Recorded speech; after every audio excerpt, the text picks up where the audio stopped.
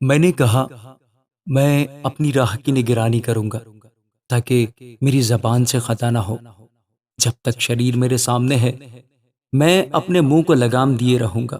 میں گونگا بن کر خاموش رہا اور نیکی کی طرف سے بھی خاموشی اختیار کی، اور میرا غم بڑھ گیا۔ میرا دل اندر ہی اندر جل رہا تھا۔ سوچتے سوچتے آنکھ بھڑک اٹھی۔ تب میں اپنی زبان سے کہنے لگا، اے خداوند، ایسا کر کہ میں اپنے انجام سے واقف ہو جاؤں، اور اس سے بھی کہ میری عمر کی میعاد کیا ہے، میں جان لوں کہ کیسا فانی ہوں۔ دیکھ، تو نے میری عمر بالشت بھر کی رکھی ہے، اور میری زندگی تیرے حضور بے حقیقت ہے۔ یقیناً ہر انسان بہترین حالت میں بھی بالکل بے ثبات ہے۔ در حقیقت انسان سائے کی طرح چلتا پھرتا ہے۔ یقیناً وہ فضول گھبراتے ہیں، وہ ذخیرہ کرتا ہے اور یہ نہیں جانتا کہ اسے کون لے گا۔ اے خداوند، اب میں کس بات کے لیے ٹھہرا ہوں؟ میری امید تجھ ہی سے ہے۔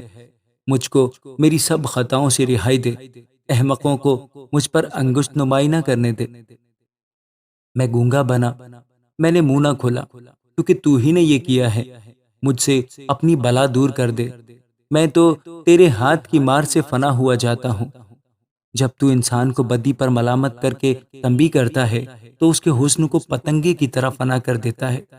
یقیناً ہر انسان بے ثبات ہے۔ اے خداوند، میری دعا سن اور میری فریاد پر کان لگا۔ میرے آنسوؤں کو دیکھ کر خاموش نہ رہ، کیونکہ میں تیرے حضور پردیسی اور مسافر ہوں، جیسے میرے سب باپ دادا تھے۔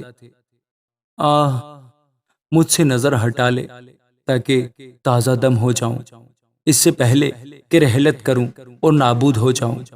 آمین۔